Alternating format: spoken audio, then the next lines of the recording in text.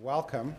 I'm Ian Shapiro, currently director of the Macmillan Center, and one of the privileges that comes along with that, as my illustrious predecessors here know, is that you get to not only introduce the Coca-Cola lecturer every year, but actually to decide who it should be and to invite that person. And I'm delighted to have Michael Doyle here today. He's actually giving the 15th annual Coca-Cola World Fund Lecture at Yale.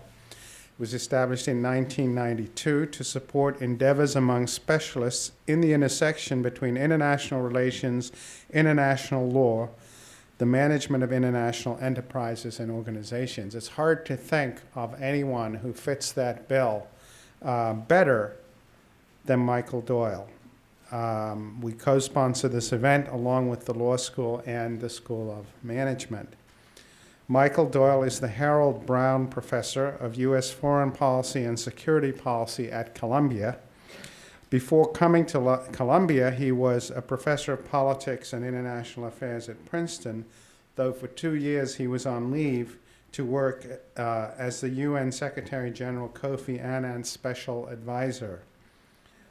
Professor Doyle was also the George Lurcy visiting professor at the Yale Law School in 2006 and 2007. So he's a well-known figure on campus, and part of my agenda in bringing him here today is to ensure that he continues to be a well-known face around town. How to introduce Michael? There are many ways that it could be done. I'm a believer in short introductions because whatever brought people here today was not to listen to me.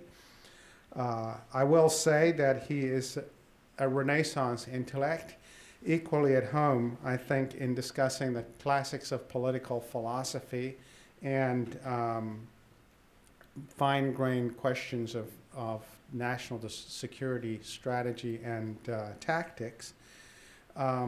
He's written many books. The earliest one that came to my attention was a fabulous book about empires that he published in 1986.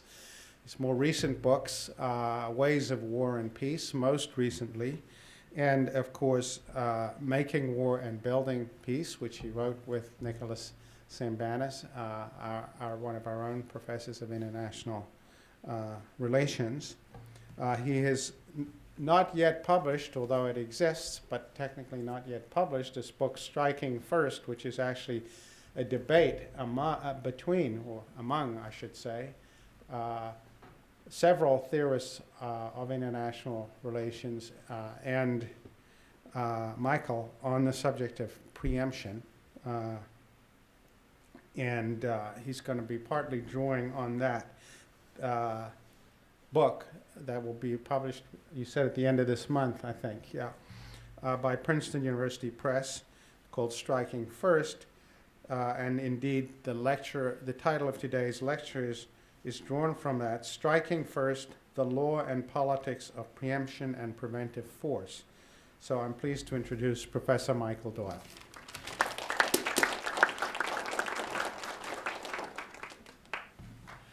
Thank you, Ian, for that very generous introduction. It's a real pleasure to be here to give the Coca-Cola lecture. I don't know how many of your lecturers have said that they hope this is the real thing, and I would say that as well, but you've probably heard that too many times. It draws upon the book Striking First and some Tanner lectures that I gave at Princeton a year or so ago. And the question that I'd like to address with you is the issue of when states should be permitted to go to war, by which I mean to use force or to use mandatory sanctions and blockades, before they have been attacked and for the purpose of protecting themselves. That's the issue. In March of 2003, we all know, the U.S. and a coalition of the willing invaded Iraq, partly, they said, to enforce Security Council law, and partly, I quote, to defeat enemies abroad before they attack us at home. Were they right to do so? Today, some are speculating about how to prevent North Korea from expanding its nuclear arsenal or Iran from acquiring nuclear weapons. So these are controversial and consequential topics. My topic is therefore straightforward, but the answers are distinctly controversial that I'll be giving.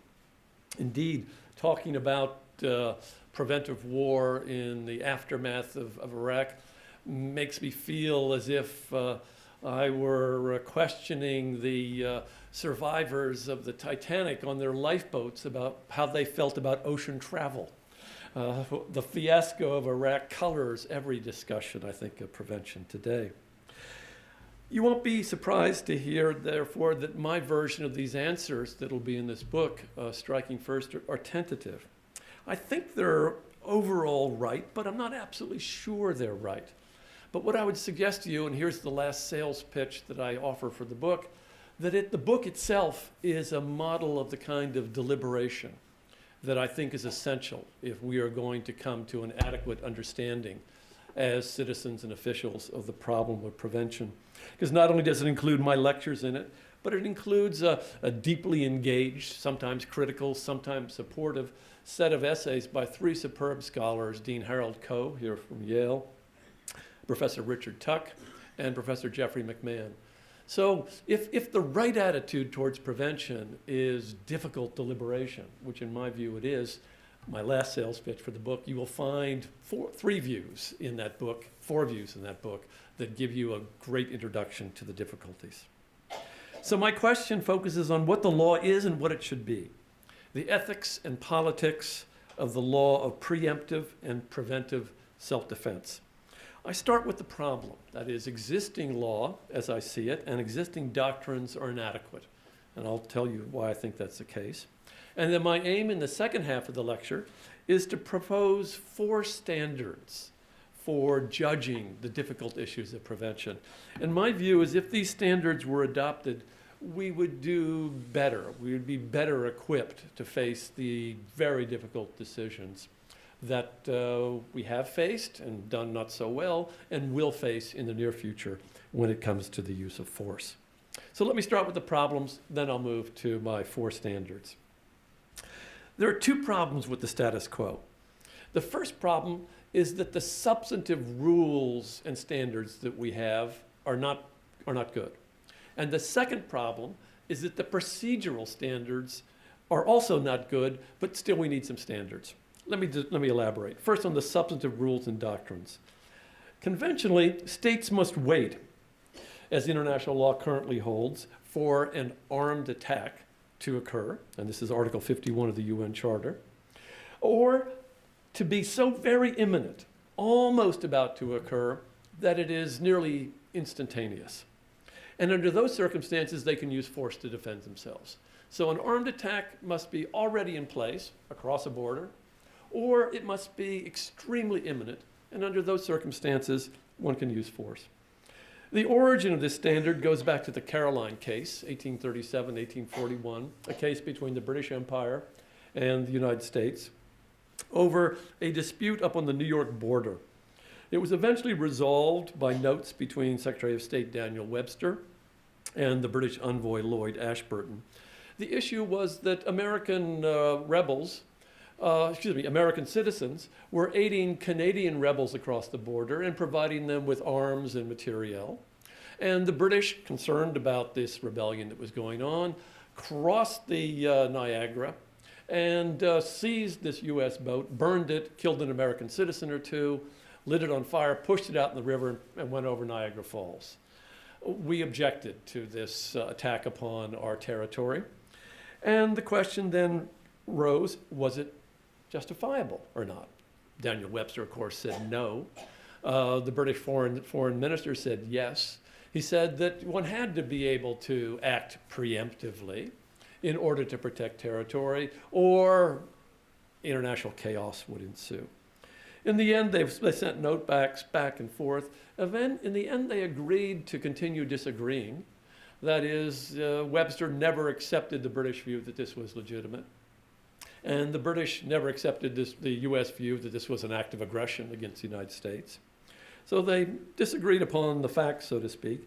But what they agreed upon was a standard that then became the gold standard for preemptive self-defense. And the standard was that The threat had to be overwhelming, here I quote, in its necessity, leaving, quote, no choice of means, and not even no moment for deliberation. And that became the standards of when you could use force before you were attacked. Now, the resolution of the dispute was convenient. The US and the British Empire had much bigger fish to fry in the late 1830s, the northern border of the US. But the standard that it was set up, I would suggest, was not very useful. It was not very useful because it was too extreme to deal with real-world emergencies. It's useful to rule out arbitrary uses of force for any purpose, but it's not good to define the circumstances under which you might want to preemptively use force. It required the no moment for deliberation, no alternative means, overwhelming. Those were a little too strict. When you go through history, I was looking for examples, if this is a good rule, sometimes it will say don't preempt, and other times it will say to preempt. I couldn't find a single case that met the standards that would be a legitimate preemption since 1840. The closest one was the Netherlands in 1941, when it was about to be attacked by Japan. But even then, the Netherlands had very bad information, and it turned out that it wasn't really a threat as they saw it imminently. It took place a week later, the attack on the Netherlands. That doesn't mean they shouldn't have declared war, as the Netherlands did on Japan. It just meant that even under this circumstance, so justifiable, an attack was coming, the pure standards of Caroline are too extreme to provide a window of justification for it. So that's one problem. Another problem with that standard is that it's rejected by the single most powerful country in the world today, that is the United States. And President Bush has made it clear that preemption, these standards of preemption, are not ones that the United States is prepared to follow. He says that instead the United States should follow a doctrine of prevention, future-oriented anticipation of threats, and he enunciated this in a famous doctrine, obviously now called the Bush Doctrine, where he set that forward. And at Fort Bragg on June 28th of 2005, he enunciated this doctrine about the need to eliminate potential threats that are grave and growing. And let me quote the president. After September the 11th, I made a commitment to the American people. This nation will not wait to be attacked again. Many terrorists who kill innocent men, women, and children on the streets of Baghdad are followers of the same murderous ideology that took the lives of our citizens in New York and Washington and Pennsylvania. There is only one course of action against them: to defeat them abroad before they attack us at home. So that's the Bush Doctrine. Now, some people, including myself, might be tempted to dismiss this as simple scofflawing by the administration. They could care less about law, so they care less about this law. But I think that would be too quick, because there are some circumstances in the modern world that I think would lead us to want to rethink the Carolinian standards of extreme imminence as the right determination as to when force can be used. I think, for example, that some contemporary threats, including weapons of mass destruction in the hands of suicide terrorists, or states embarked upon genocidal projects or planning imperial aggression with weapons of mass destruction across state borders, these kinds of threats differ from the kinds of threats that would be readily deterred ex ante or defeated at acceptable cost after they occurred.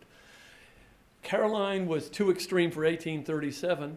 It's, in my view, way too extreme for our own times today. Some threats, we should note, however, can be safely appeased. Not all threats need to be confronted. China was safely appeased in the 1970s and 80s. For many other threats, deterrence will work to block any massive attack. But deterrence may not work comprehensively, that is, across the board for all the relations that count. Saddam Hussein, for example, was rationally deterred from using weapons of mass destruction on US forces in Israel in 1990. And there is no reason that I have seen to believe that he would not have stayed deterred from similar attacks on the US or Israel any time during the 1990s up through our own time, as long as his regime survived. He knew very well that both his regime and himself was very much at stake if he were to attack the US or Israel. Nonetheless, it's also my view that continuing to prevent him from acquiring a robust ability in the weapons of mass destruction, nuclear, biological, or chemical, particularly one with intercontinental reach, was a worthwhile thing to do. It was worthwhile trying to prevent him from acquiring those weapons. Why? A Saddam Hussein with imperial ambitions and WMD would have been a constant threat to his neighbors, whom he might have successfully intimidated, and a constant source of brinksmanship. He would have been, I think, impossible to dislodge from Kuwait in 1990 at acceptable cost in lives if he had in 1990 a deliverable system of nuclear weapons available to himself. He would still be there, and that would be very problematic, dangerous, bad for us, the world economy, and of course the Middle East. Moreover, moving to another group, a variety of extremist non-state actors using terrorist tactics are another group that's beyond the scope of simple deterrence. Al-Qaeda, the Tamil Tigers, the various Al-Qaeda offshoots, and the various affiliates attached to them have adopted suicide terrorism as a tactic. By definition, suicide terrorists are very hard to deter, maybe non-deterrable. They are also hard to deny, that is, hard to keep them out of your countries because of the small scale, the covert actions, the ability to penetrate small and liberal states that have relatively open borders in the way that the 9/11 attackers did. Moreover, even though they kill small numbers, these terrorists, only 3,000 were killed on 9/11, and much smaller numbers in Bali, Madrid, London, but allowing and not preventing those kinds of attacks to the extent that one can is debilitating for societies, and especially democratic societies. Now, a death is a death, but murder is not the same thing as a traffic accident, and states must act to protect their citizens from becoming the undefended prey of mass murderers. Prevention, thus, is one recourse that we should not take off the table. So my argument here is there is something to be concerned about, provided that we act carefully, deliberately, legally where possible, with adequate information and proportionally. All the same, saying that there is something to the Bush concern about potentially aggressive imperialist states and about the danger of terrorists. That does not mean that the Bush Doctrine is, in my mind, a valuable contribution or a justifiable contribution to international security and or international standards or law. The problem is that allowing one state to adopt an inherently subjective standard, i.e. the threats it happens to perceive, is an invitation to chaos, whether because that state itself abuses it or other states take that as a license to do exactly the same thing on their own and operate on the same basis whenever they feel threatened, feel free to be able to use force. In that latter case, unless magically all states happen to agree upon the nature of threats, which is very unlikely, we will find a situation where some states are preempting the preventive actions of other states, if everyone can agree just based upon their own perceptions. Right now, for example, the administration considers Iran's nuclear program to be a threat, and the Iranian regime undoubtedly considers the Bush regime to be a threat, are each accorded thereby the right to attack each other. That's the danger of a subjectivist understanding of these kinds of threats. So let me sum up so far. Substantively, I think we face serious threats that are not readily deterred. Some threats are deterrable, but others are not. And we are stuck with a legal rule, the Caroline, that is too narrow, that doesn't allow us to act in some degree with adequate foresight and action, and a Bush Doctrine that is much too broad. So that's where I think we're stuck when it comes to substantive rules. Let's move then to procedural rules and see if we can find something there that will assist us. The usual way that social scientists and legal scholars address problems of ex ante, that is before the hand uncertainty, or the danger of exploitability, that actions will be taken that are purely self-serving, is through procedural rules which improve deliberation. We subject these judgments, these that are being made, to structured deliberation and contestation, that is debate, in the presence of other decision makers, in the classic phrase to elicit a decent respect for the opinion of mankind.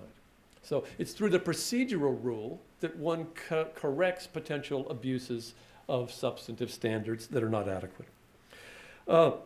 when we have difficult decisions, it's important that they be deliberated and have the support of diverse social systems, that is, people coming from different societies, ideologies, levels of income. When they do, they tend to become more rational. That is, if the same arguments can meet the assent of people coming from diverse backgrounds, other things equal, they're likely to have a stronger rational basis. Moreover, the other important about the deliberation is that it mobilizes a coalition to support you, those who agree. So for both these reasons, deliberation is extraordinarily important. Fortunately, the international legal system has already included just such a procedural system of judgment. Unilateral prevention is illegal. It does not enjoy legal status. But multilateral decisions that are embedded in the United Nations Security Council, in UN Charter Chapter 4, gives the Council a decision process and the authority to determine, I quote, any threat to the peace, breach of the peace, act of aggression, and to take whatever action, including coercive embargoes and forcible measures by land, air, or sea, that it sees fit. That is, we've built in a procedural rule for determining when prevention is legal. And it's legal when it is multilateral. Unilaterally, we can preempt in Carolinian circumstances. Unilaterally, prevention is illegal. But multilateral prevention is fully legal, provided it meets the framework of Security Council decision-making. And moreover, a decision taken in the Security Council is not a recommendation. It's legally binding on all the members of the United Nations. So we have a powerful procedural mechanism to deal with prevention. Fully authorized, fully legal, no question about it. All you need, however, is 9 out of the 15 votes in the Security Council, including no vetoes from the US, Russia, France, UK, or China. And then you have a fully legal preventive action. So that's the procedural solution that exists. I think it's a neat solution, and I'm going to defend it in the second half of my talk very strongly. But let me just mention 2 problems to start with. First problem with the Security Council is that the Security Council has in numerous instances in the past behaved irresponsibly. It's failed to decide on the use of force when it was arguably the right thing to do. You could look, for example, to various humanitarian interventions that should have taken place. A much stronger intervention in Bosnia, an intervention in Rwanda, an authorization for Kosovo, maybe even some say Darfur today, though I find that more questionable. It has not acted responsibly in a wide range of circumstances when force arguably should have been authorized. And second of all, the reason why we can't just rely upon procedure is that the Security Council itself lacks substantive standards to guide its deliberations concerning when it should authorize preventive force and when not. It itself has to have some standards to decide when to vote yes and when to vote no. And at the present time, there are no such standards. So what I've got to so far in this part, prevention is legal, but it's only when it's at the Security Council. We need substantive standards, number 1, to guide the Security Council's deliberations. And number 2, if the Security Council acts irresponsibly, to think about whether one should act without a Security Council procedural okay. That's the problems that I see. Let me now turn to the solutions.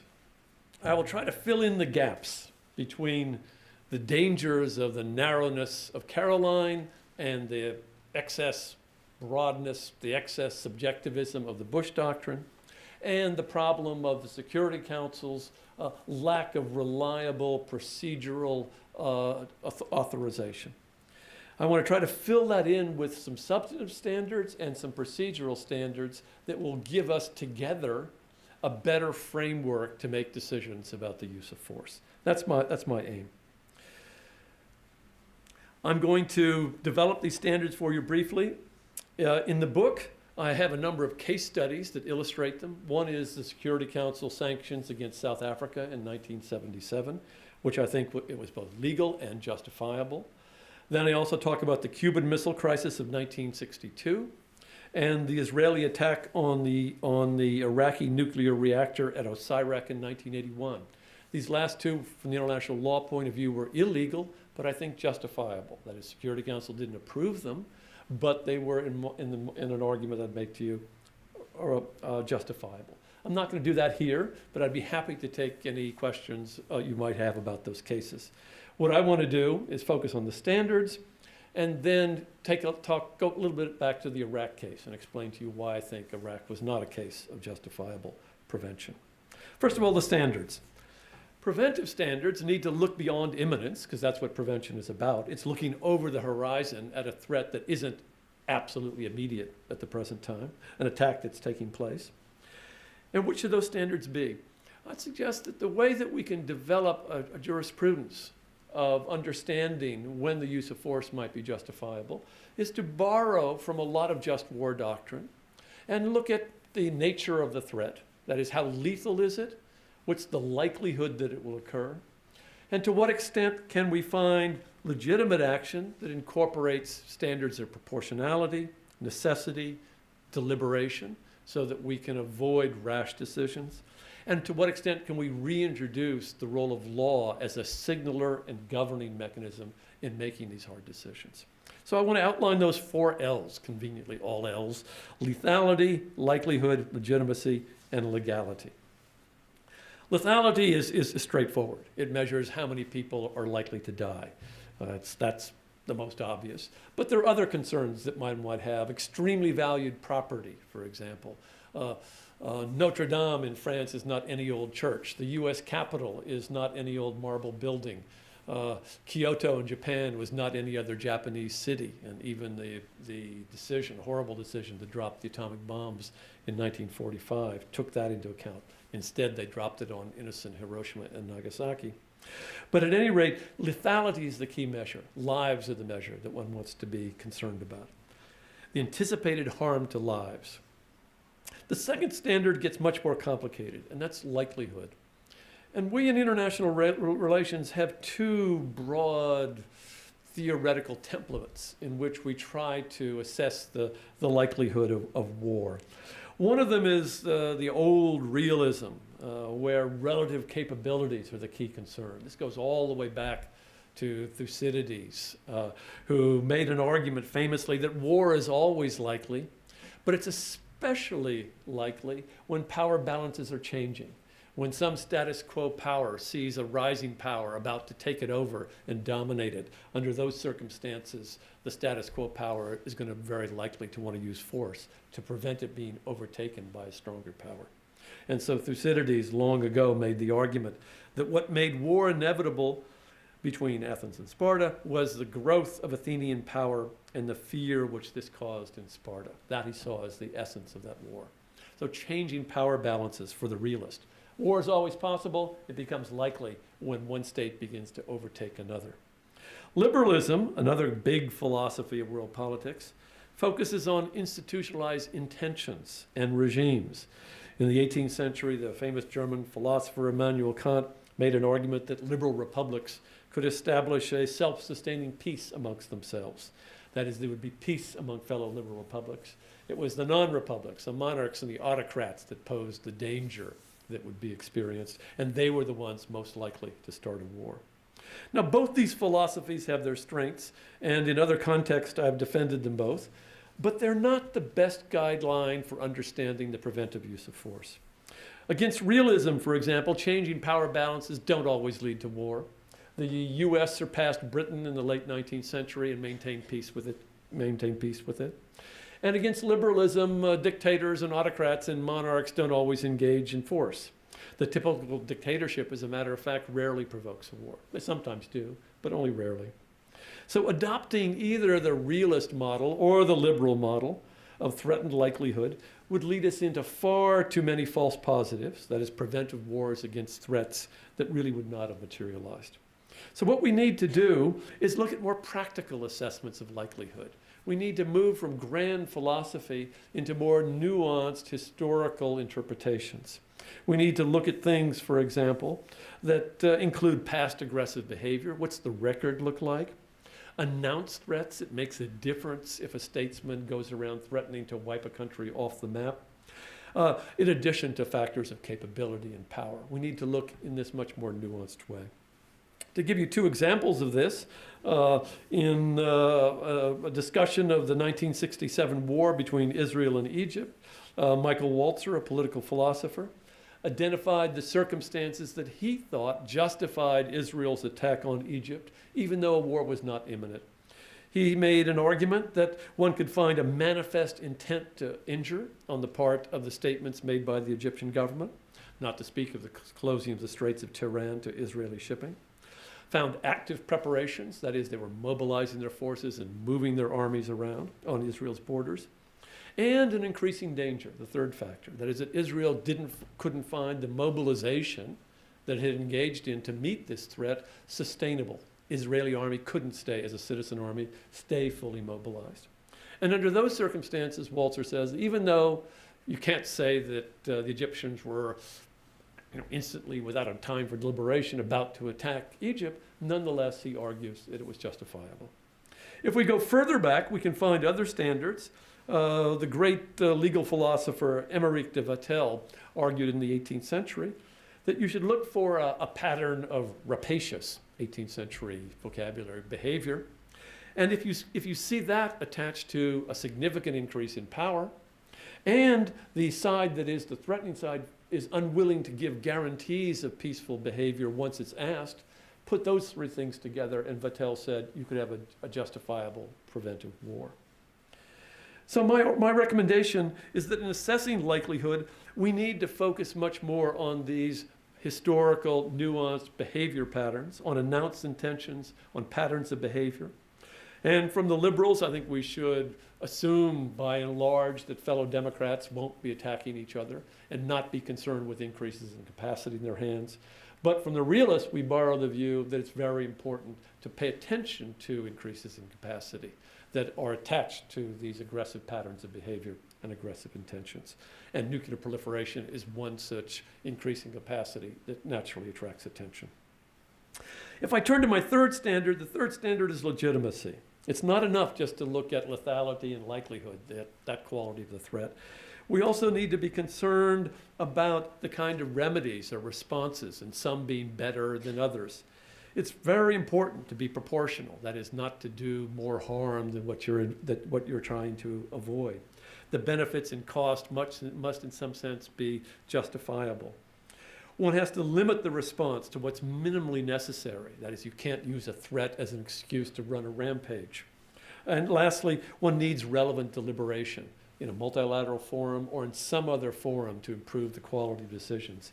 These make decisions legitimate that otherwise would not be legitimate, even if a real threat is there on the horizon. Proportionality is extremely important. There's all sorts of different responses you can take to a threat. And the response has to be proportional to the kind of threat you're facing and effectively designed to deal with it. That is, there are plenty of threats out there, but that doesn't mean that that's a license to invade, transform, occupy a country.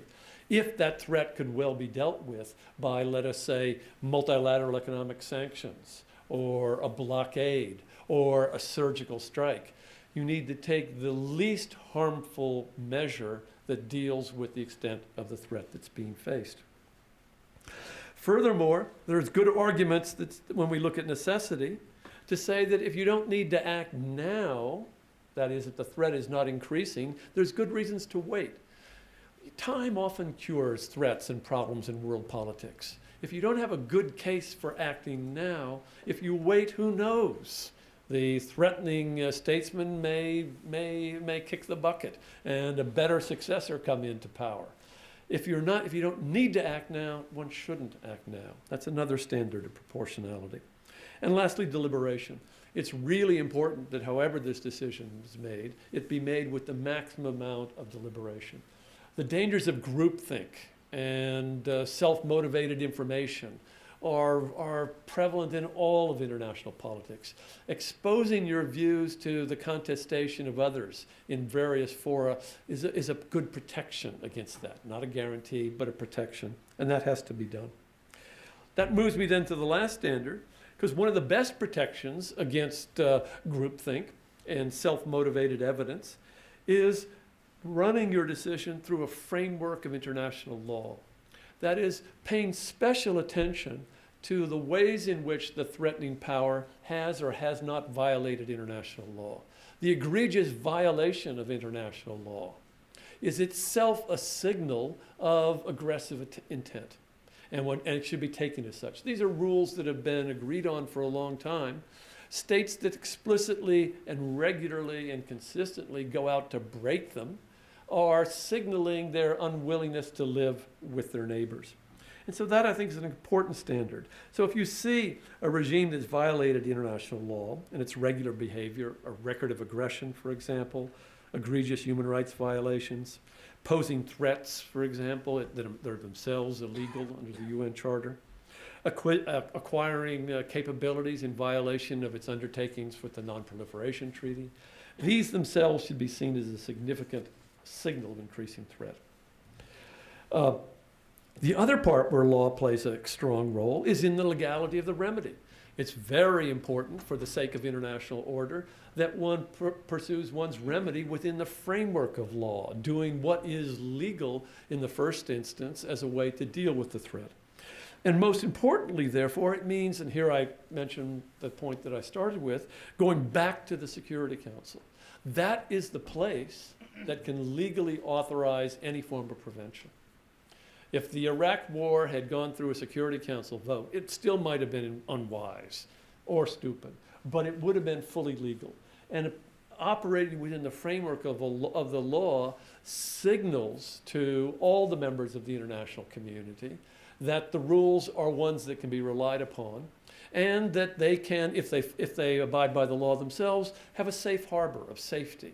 This is a high value to legalization. So my argument then is that one needs to go back to the Security Council. No act of prevention should take place without a first resort to the Security Council. Some scholars say don't take something to the Security Council just because it'll embarrass it, like during the Kosovo War. Don't take that issue there because we knew the Russians were going to veto it. I say take it there and make sure the Russians are forced to veto it so that you signal your willingness to abide by the procedures, which are the legitimate ones for exercising the use of force. And at the Security Council meeting, it should be on the record, not off the record. Every member should be expected to state its reasons either for favoring a request to use preventive force or for rejecting it. We should begin to develop this jurisprudence of standards, which will justify the particular case and create a jurisprudence of rules that will be useful elsewhere. So that's going back to the Security Council, I think, is step one. Step two, but given the veto possessed by the superpowers and the less than perfect reliability of any procedural standard, including the Security Council, including its history, the Security Council can't be the only resort for the authorization of force, for the decision to use force. In some cases, one will have to go outside the Security Council because the Security Council is acting irresponsibly. And I think at that point, one needs to have two other procedural mechanisms. If one is to go unilaterally or regionally to the OAS or NATO or elsewhere to look for an authorization, at that point, you've stepped outside the law, but one should not step outside the process of deliberation. So it's vitally important that there be a full investigation. It should be a national commission that looks into the decisions taken in order to assess whether it's the correct decision. And second of all, either ex ante, if there's time, or ex post, if there's a time pressure. And lastly, there needs to be an international commission.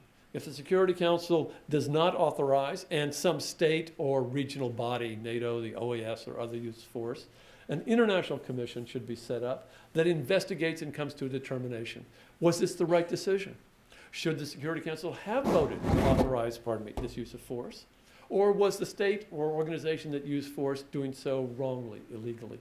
And this be made part of the public record.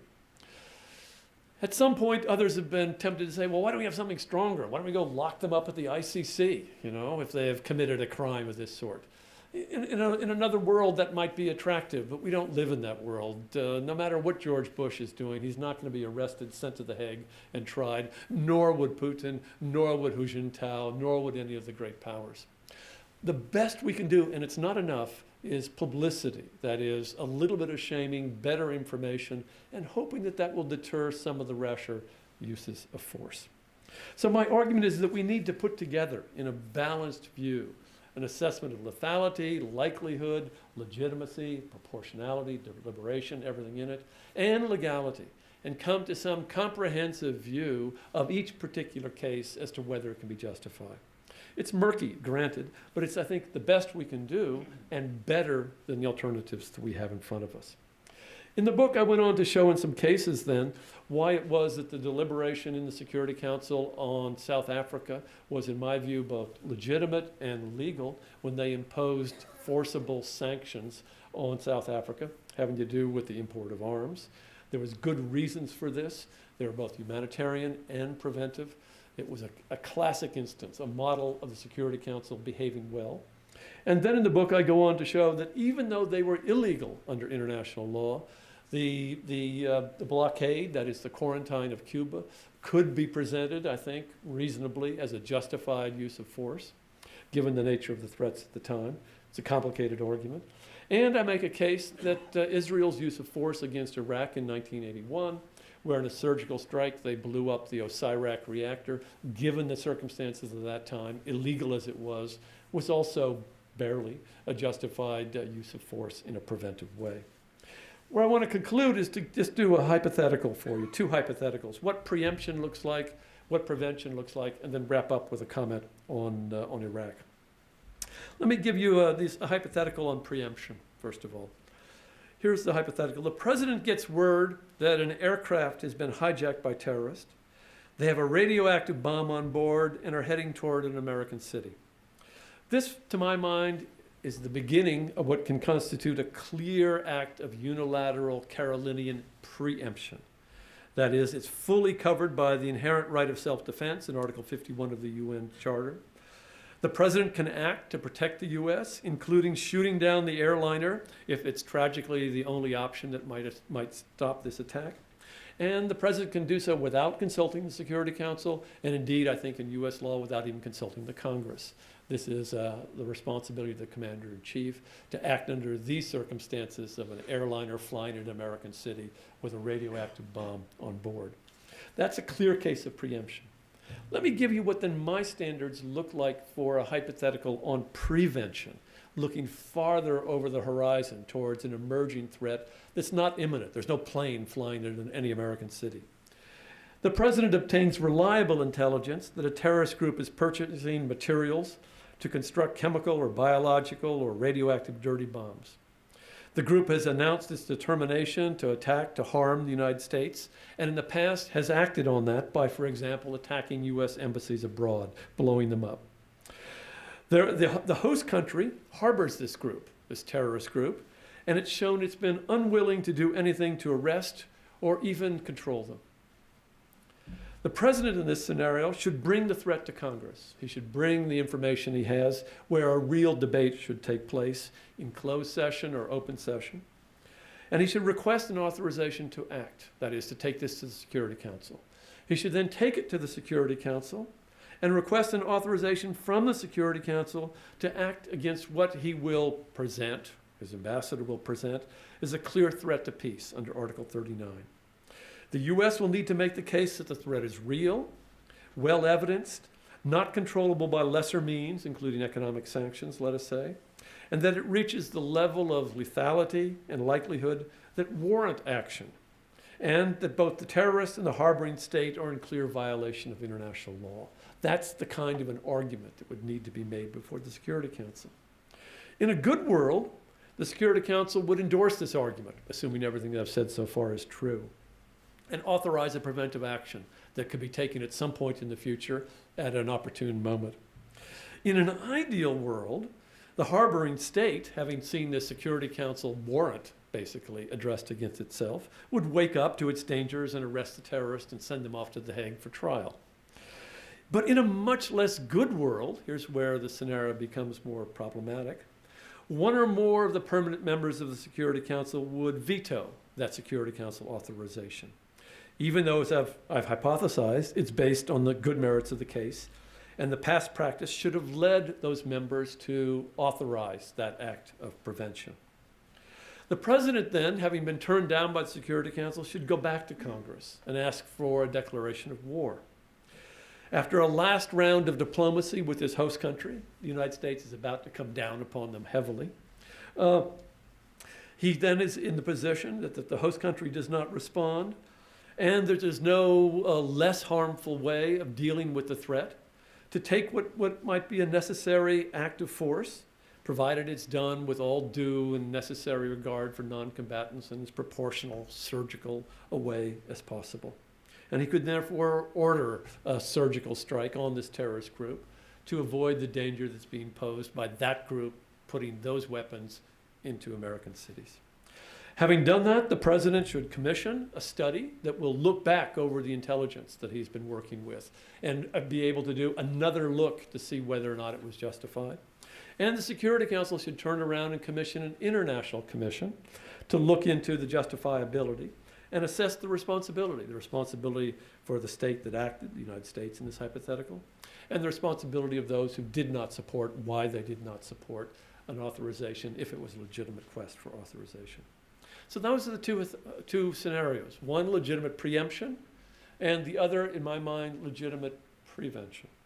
Let me conclude with a last remark on Iraq. It illustrates what I think, that is, the attack on Iraq in March 2003, an unlimited response, an invasion, a regime change, to Iraq's record of real human rights abuses, mixed compliance with Security Council resolutions. And employing those 4 L's, those criteria, the attack on Iraq did not meet my criteria of a legitimate act of prevention. Saddam Hussein's record of aggression against his neighbors was real. He'd invaded them more than twice. His human rights abuses were real. There was no question about that record, including genocide in 2 instances. His failure to fully cooperate with the Security Council on disarmament verification was real. And he was therefore, on all of those grounds, presenting a reasonable threat, most, of course, to his neighbors, but more broadly to the world. Everything I've described so far justified a continuation of inspections and the extensive sanctions that were placed upon Iraq. Indeed, one could go further. And I think it would also, I would say, that it justified the Desert Fox attacks on Iraq that took place, the air attacks in 1998. They were designed to prevent a significant upgrading in the Iraqi air defense system that he was in the process of doing with Chinese underground communications. And it would have made it very difficult, if not impossible, to enforce the no-fly zones and the sanctions on Iraq. So I think that those pinpoint attacks on the Iraqi defense system in 1998 by the Clinton administration were justified. But what they were justified in doing is keeping in place the preventive regime that the Security Council had established in 1991, a legal form of international prevention that was designed to prevent Iraq from becoming a power armed with deliverable weapons of mass destruction. Now, this regime was far from perfect. Those of you who followed it have known. It had way too many, that is the sanctions regime, way too many collateral implications for innocent Iraqis, and it needed to be adjusted. And it was being adjusted so that there would be less harm to innocent Iraqis. More medicine would be available. Food would be better available. There would be jobs that could be done while Saddam Hussein was prevented from acquiring weapons of mass destruction. I could describe that more length if you wanted to.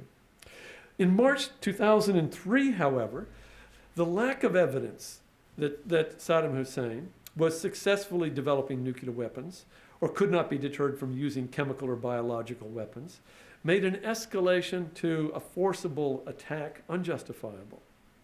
Other charges that he was in league with al-Qaeda lacked credible evidentiary support, and further deliberation would have revealed the weaknesses of the arguments that were made by the U.S. government. In short, there was nothing new in March of 2003 that required a revision of the existing regime of legal prevention authorized by the Security Council in 1991. Invasion and occupation were disproportionate and unjustifiable. The illegality of the invasion was unclear. There were past Security Council resolutions that might lead you to that interpretation, but an equally good, or if not better interpretation, is the Security Council has to authorize specifically every use of force. You can't just take an old license and use it. But what was clear was that the lethality and likelihood of the threat had not changed in any remarkable degree, any significant degree, and legitimate proportionality therefore weighed against any change in the prevention regime, changing from the regime in place of sanctions and against him authorized by the international community to an invasion and an occupation. So let me conclude here. In the lectures I gave and in the book of Striking First, my aim is to propose standards of international prevention, focusing on lethality, likelihood, legitimacy, and legality, and to explore their usefulness in contentious cases. I am fully aware that those 4 L's provide no immediate, ready recipe. Life and death and national security do not lend themselves to these recipes. At best, they are an invitation to improve the deliberation, and of course, that's what I very much expect to continue to occur. Thank you.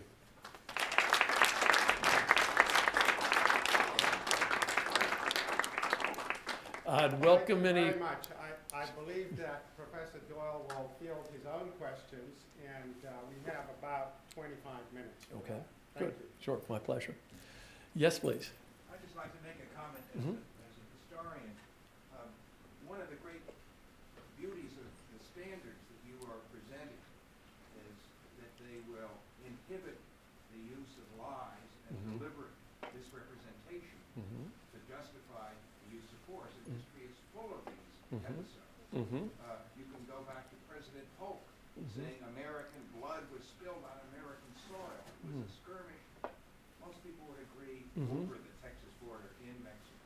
All right. And a young, obscure Mhm. congressman named Abraham Lincoln Mm-hmm. asked for a resolution to identify the spot on Right. which this occurred. It didn't pass. Mm-hmm. Moving down to that great nation that put preemptive war, took it to a high art, the Japanese. Mm-hmm. They set off a little tiny bomb, not much more than a firecracker, on a Japanese-owned railroad in Manchuria, and used that to start the war with Japan. We had the Tonkin Gulf Mm-hmm. resolution. I won't go into Iraq for the moment, but I was very worried a couple of months ago when these Iranian speedboats were buzzing around American naval vessels in the Persian Gulf. These prudence prevailed there, and it didn't turn into an episode. But I said, "Oh my God, it's Tonkin Gulf again," Mm-hmm. and it wasn't, thank God. But I think this is implicit in everything you were saying. Mm-hmm. Got to get rid of lies and deliberate misrepresentation. That is exactly the aim. I don't want to oversell it. I don't think there's no way that we can prevent, in the strongest terms, being manipulated. Political actors have a lot of interest to manipulate us. But I think that we are better off if we have developed a set of questions that they need to address, number one. And that's what I'm trying to do through these standards. If we've developed some case law, okay, if you agreed with me that the Cuban Missile Crisis quarantine was legitimate, here are the circumstances that made it so. Or if you agree the Security Council made the right decision to impose sanctions on South Africa, here are the circumstances that made it so, and we can refer back to those. And thirdly and lastly, if we've created procedures that you have to go through, you've got to check off the box. You've got to take it to the Security Council. You can't just say, oh, they wouldn't have agreed with me. You've got to put on the record the reasons. And you have to have, that they're going to be investigated afterwards by a national commission and an international commission. These are the bases for hoping that it becomes more difficult to manipulate us. But I would never say that we can't be manipulated. We will, unfortunately. My hope is that there'd be less of a chance with these kind of standards than if we stuck with either Caroline or Security Council and didn't try to develop standards to fill in how the Security Council should debate and how we should make that decision if we are trying to make a case that the Security Council acted irresponsibly. And there are plenty of instances like the ones you mentioned. In the book, I have a quote from Abraham Lincoln, where he's taking on Polk at exactly the case that you're talking about the dangers of just relying on the president as a source of information. And he was insisting that this be subject to full deliberation in the Congress in this particular case. Yes, please. A couple of questions. Spoke loudly so the people behind you can hear you. A couple of questions. The first was about Israel's strike on Osira. Mm-hmm. You mentioned that that was perhaps illegal and just barely legitimate. Yes. And many would argue that, in fact, that strike, Mhm. in fact, propelled Saddam's regime to actually arm a bit quicker. Mm-hmm. That it actually sort of backfired Mhm. in what it was trying to achieve. Right. So perhaps if you could comment a little bit on what you meant by the that it actually was justified. Mhm.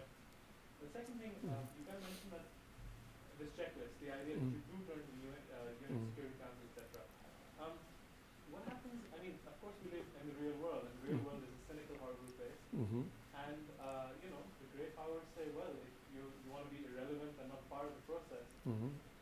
then we'll carve our own path, which is precisely what happened in 2003, March 2003. Mm-hmm. So when we say that yes, we'd like them to turn to the UNSC, that is one thing. But what exactly were you? What did you hope that would actually happen? Because I mean, when a great power wants to do what it wants to do, it does what it wants to do, whether or not it goes to the UNSC or not. Right. Okay. On the Osirak attack, for me, it's right on the margin. It's clearly illegal. I don't think there's any debate. Well, there's a little bit of debate, but not much. The balance of the evidence suggests that it was an illegal attack. But I regard it as justifiable in the following ways. It would have been better, of course, if Israel had gone to the Security Council and got an authorization, put forth the evidence that it had of the dangers posed by Saddam Hussein and his nuclear program.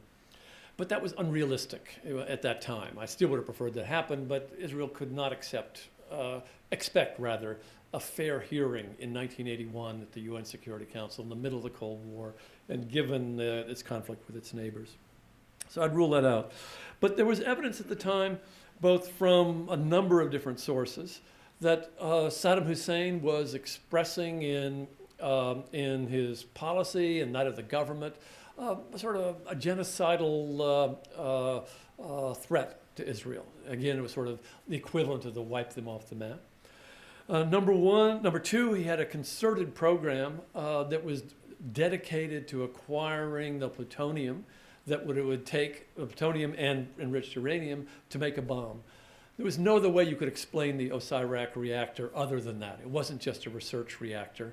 There was a whole series of measures which I outlined in a long footnote that look as this is a dedicated bomb building program. The problem if the Israelis said, well, why don't we just sort of wait until he's got missiles and deliverable, the threat is greater.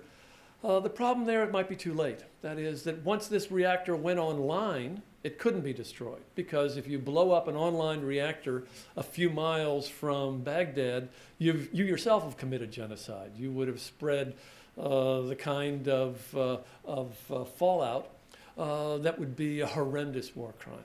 So they had a choice of acting now and cutting off this program, when they could do so at some loss. There was a French civilian who was working in there who was killed, and a number of Iraqis in the night shift who were killed when the bomb went in. But that was vastly less than what would happen if they bombed this when they waited longer. The question of whether this accelerated the Saddam Hussein's determination to get a nuclear weapon, yes, it certainly did. That's it. In his own mind, he tried to speed things up. But in the meantime, this attack had alerted the French, the Americans, and others to the danger, and a covert program was put around to try to prevent him from getting it. So he tried to accelerate. He raised the budget, for example, for his nuclear program. But whether it would he was moving quicker than he would have moved if Osirak had been left in place is an open-ended question. And fortunately, I think for all of us, he did not develop a deliverable nuclear weapon by 1990 when he invaded Iraq. So in that case, on balance, I think that it was the right thing for Israel to have done in those circumstances. Yes, please. Quick reaction. Just hypothetically then, would it have been almost possibly legitimate had Saddam, for instance, attacked the Mona installation in Israel, which had produced bombs? Would that have passed as legitimate? If there were an equivalent, if the Israeli government were announcing that they plan to blast away all of Iraq, and destroy the Iraqi people or the Iraqi religion, I think Israel would have put itself in the circumstances that it would be vulnerable in a moral sense to that kind of attack. And that's why statesmen should not rashly make threats that are going to eliminate people. So that's the case. On the other case of the standards and great power, ability, willingness to ride roughshod over them. I don't want to say to you here, because I don't believe it myself, that if I had written this book in 2001 and it got wonderful reviews and everybody says, yes, that's a good idea, that would have prevented the Iraq War. It's just the real world of politics is such that statesmen will pursue their interest in ways that are very hard to contain.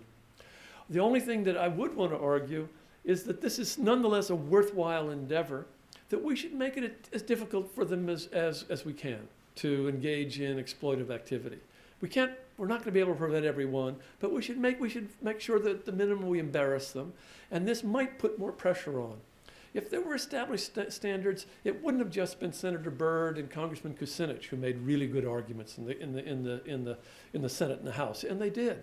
It would have been all the other senators, some of whom are running for president, who would hopefully, if these were widely thought to be the kind of standards, they might have stood up a little bit taller in that debate. And in the Security Council, there would have been better questions. They would have insisted upon a set of meetings, some in off the record, some on the record. Maybe our NATO allies would have demanded a fuller briefing than they got from Secretary Powell. Again, it still could have happened. This administration was determined to go to war. You may know some of the history that on September the 12th of 2001, that is the day after the attack on the World Trade Center, Cheney and Rumsfeld were talking about, let's go get Iraq. And that just is weird. So there was a strange fixation on Iraq that took place, and I'm not sure that could have been prevented. But my hope is we have made it more difficult. And it won't prevent every bad war in the future. Again, the hope is that it'll make it a bit more difficult. Yes, right in the back. Yes, please. I have two questions. Thank you very much first for your lecture. I thought it was really, really interesting. I would like to hear more about your arguments against a humanitarian intervention in Darfur. Like you said you had specific reasons for that. I would like to hear those. And my second question is, in what way is what your suggestion, is it different from humanitarian interventions right now? Like, because it should, Sure. like it could maybe be an Right. analogy. Yes. On your second question, a lot of these standards are very close to the standards that have been advanced for humanitarian intervention. If you were interested, you probably heard resonances with the Kosovo report, legitimate but illegal, describing the Kosovo intervention. And the criteria that they developed there are ones that are related to these. And in the footnotes of the book, I mentioned some of these connections which you're identifying. The responsibility to protect doctrine, which is a doctrine of humanitarian intervention, is also not unrelated to the kind of standards here. And we're all borrowing from just war standards that go back for centuries. So to answer to your question, yes. Secondly, in practical terms, often prevention mixes with humanitarian concerns. Number one, exploitatively so. To go back to Iraq, as you may remember, that the administration, when there were no weapons, they then said this is liberating the Iraqi people. It's stopping all the oppression there, mixed together. In justifiable ways, this really interesting case of the Security Council sanctions against South Africa in 1977 exactly mixed prevention and humanitarian concerns. Right, there's 4 elements to the resolution that was passed. They have to do with the denial of human rights to the majority population in South Africa and the great harms that are being done to them regularly by the police and others, and attacks that are taking place by South Africa on the neighboring frontline states, and the South African drive to acquire nuclear weapons. All of these are mentioned in the one resolution, mixing prevention with humanitarian concerns. I think that often happens in world politics. Exploitatively so sometimes for propaganda purposes, but also really so in many cases. And this was one case. Not always, but in those cases. I'm not an expert on Darfur. We had a great teach-in here at Yale on Darfur last year. I presume that you've kept up the debate going on. My reason that I regard this is not a clear-cut case for humanitarian intervention, and not even as clear as Kosovo, which was nothing's 100% clear, is the serious problem within the Darfurian opposition. That is, we have harms being inflicted not just by the government in Sudan, that's in Khartoum, and their support for the Janjaweed, but within the opposition, we have some that have agreed to peace, others that are not, and various of these factions are victimizing the people in the region. It's not even clear who is the target. If there's a humanitarian intervention, you might have to wind up fighting all the factions in order to establish law and order. And in my view, that would not be viable. You can't have everybody be your enemy and succeed in a humanitarian intervention. So for those reasons, I think it's problematic. It might get to that. That is, it might emerge to the point that it was clear enough that one would have identifiable enemies and friends. But at the present time, it seems to me too confusing to say that this is a case where we should be using force, other than through an enhanced peacekeeping operation, which should be put on the ground. Number two, let's at least try what we've already got authorized. That is, we should logistically build up this operation to its authorized strength to see if it actually can deter some of these attacks. Right now, we're at less than a third of authorized strength, and it's not doing much good. Yes, the gentleman in the back.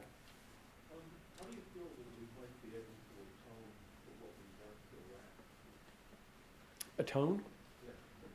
Well, I think that we should we should help them create a peace. We should help them come to peace with their neighbors and engage in conflict resolution to bring together the Iraqi factions into some viable, sustainable government, and then perhaps have a multilateral presence to help them put their country back together.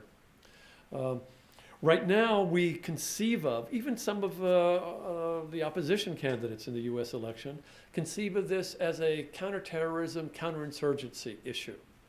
We should rethink it as a conflict resolution issue. We should try to discover the terms that will bring together the major factions, the various Shia factions, Sunni factions, Kurdish factions, Turkmen factions. We should have a great big peace process along the lines that the UN organized for Afghanistan.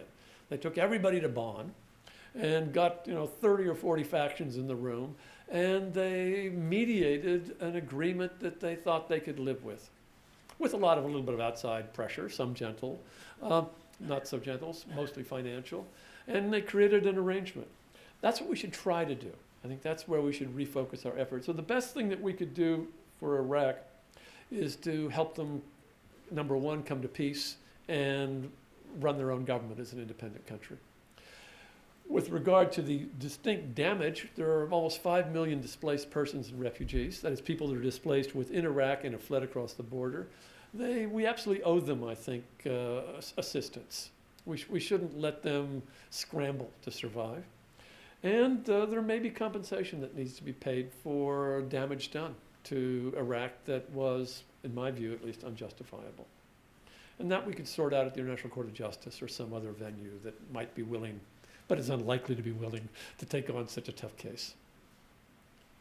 Yes, please. I believe that there are underlying economic reasons why we war, Mm-hmm. such as contracts, barriers, and free trade. Mm-hmm. Do you believe that financiers are funding both sides of the war? Mm-hmm. And if so, who's pulling the first string? You mean in Iraq? In war in general. War in general? Yeah, many wars have economic motives to them, and all of them have economic consequences. I wouldn't say that the economic motives are the sole motives in most wars. Usually you get, Thucydides and Hobbes got it right. Thucydides, the 2 millennium and a bit ago. It's a matter of pride or honor, interest, the kind of things you're talking about, and fear. Those are the typical motives that show up in most wars. And I can't think of many wars in which you don't find all three of those at work. I find them to be pretty complicated. And that includes the Iraq War. And so that's certainly the case. And in terms of financing, yes, indeed, you know, armies march on their stomachs. They have to have the financing either borrowed, the way we run our system, or paid for through taxes.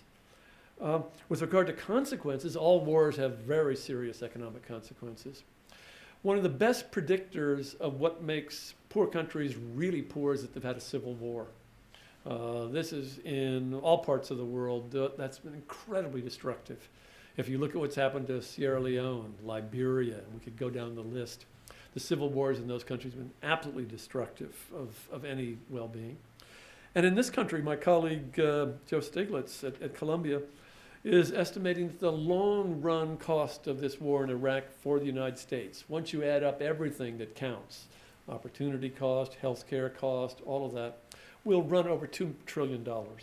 Which is an awful lot of money. When you think about what can be done with $2 trillion, you realize the tragedy that has been imposed upon the United States, at least in my opinion. Yes, please. In the book, is there a discussion of the parallel case of war in this country? As Mhm. to when you can use violence against somebody? Mm-hmm. I don't. I think it's a real issue. You may have, as you heard me mention, and as in the book, I talk about congressional authorization, a declaration of war. I think we need to be much more traditional than we have been, and then I think constitutional in the way in which we decide to go to war, especially these kind of, if we do, preventive wars of this sort. But I don't discuss it in length. I refer to a number of others who are writing very good scholarship on this. Bruce Ackerman and Harold Coe and a number of others have written on the domestic framework for the war on terror from a legal point of view. And I find those arguments by and large persuasive. They've covered it, so I just refer to it. I was thinking of Coe when I asked him. Yeah. Was he discussed it? In his book, The National Security Constitution, he does discuss the legitimate framework for taking decisions on war and peace in the United States. The War Powers Act and the various other frameworks for this. I'm not going to war. I'm going about when it's okay to hit somebody with a club. Mhm. Mhm. After somebody comes into your house. Oh, you're talking about domestic laws of self-defense. I'm talking Yes. about American law. Yeah.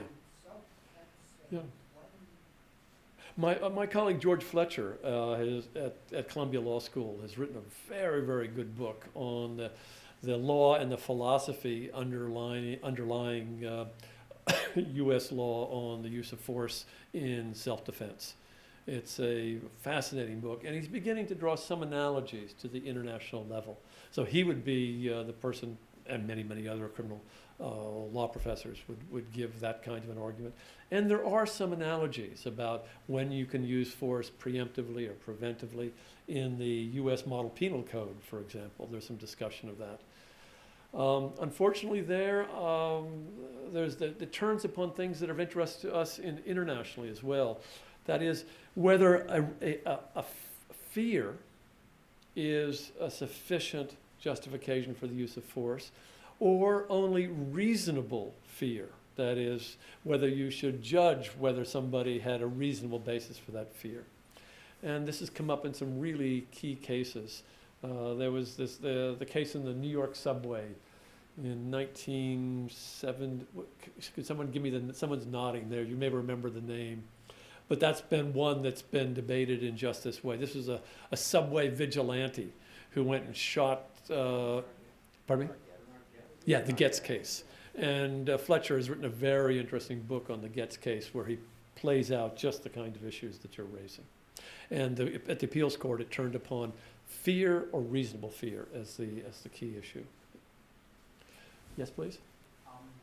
Your answer to the procedural side of the difficult question has been traditional, turned to the Security Council. Yes. Now, among policymakers, American policymakers, of the concept of an alliance of democracies or a league of democracies is gaining currency. Right.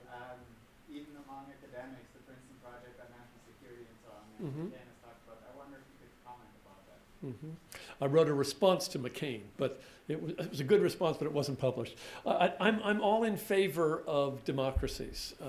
As a scholar, one of my early work was on the importance of this, what I called the democratic peace. That is, that democracies tend to maintain peace with each other. So I'm a notoriously pro-democratic with a small d in that regard. But I don't buy into the McCain League of Democracies, because he regards this, as you were beginning to elaborate, I think, as an alternative to the Security Council. If we don't like the answer there, we go there, and they can authorize, whether we've gone to Security Council or not. He regards them as an equivalently legal, legitimate framework for authorizing force. I think that's a bad model. I think the Security Council should be the court of first resort.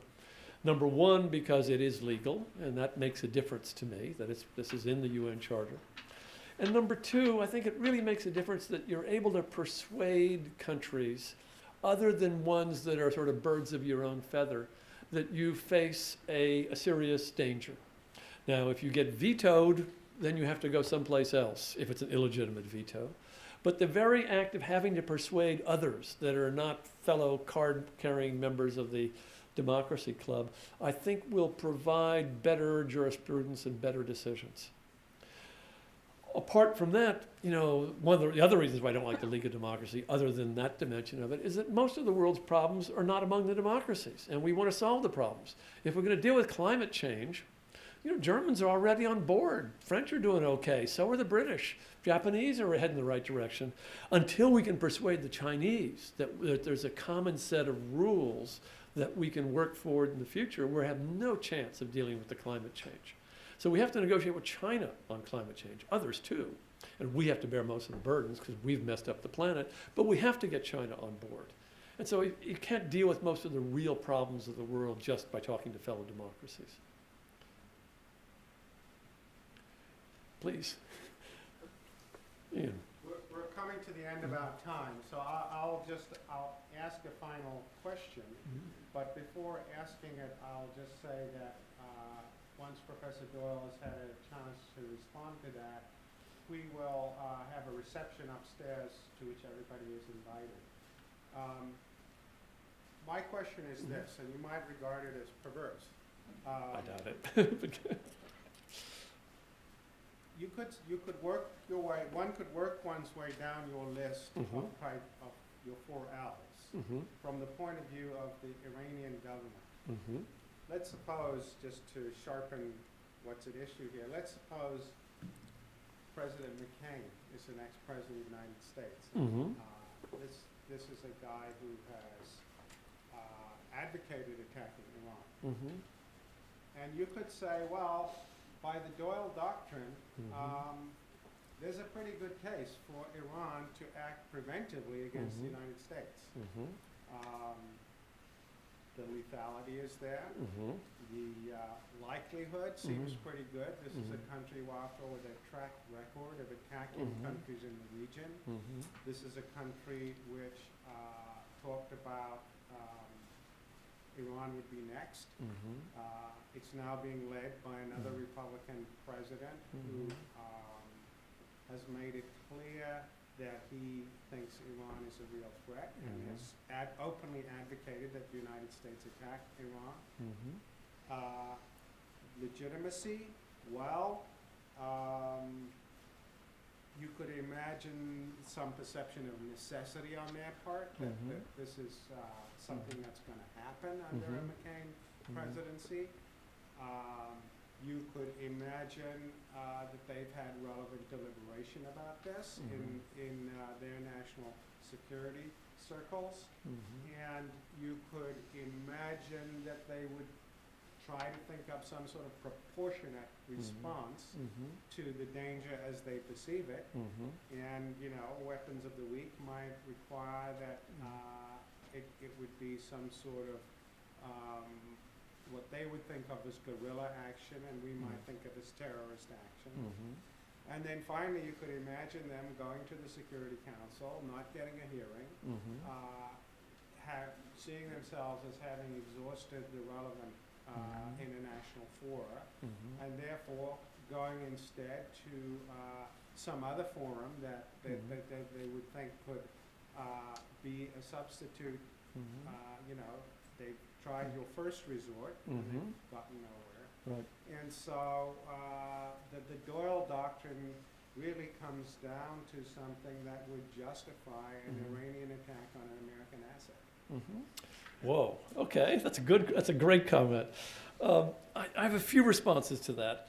Number one, the first response is that if you're an American president, you shouldn't threaten to wipe other countries off the map unless you're prepared to walk into that kind of danger. So my first response as a Doyle doctrinalist would be to say to President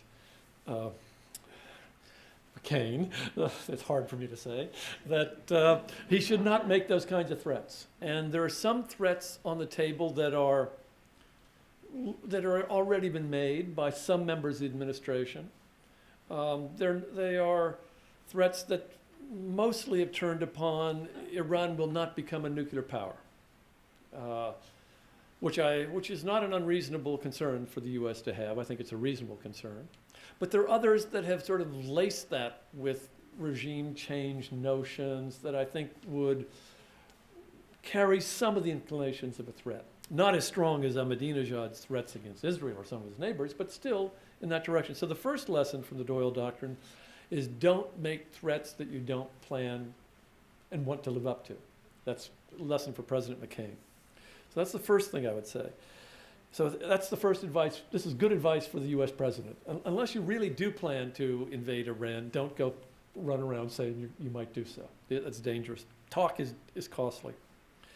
The second advice to, let's assume that Ahmadinejad is still in office, if he were ever prepared to listen to advice, though I should mention that when he visited Columbia and had a very uncomfortable time, he offered an invitation to the Columbia faculty to come to Tehran and give lectures. So I guess I have an invitation already if I take him up on that.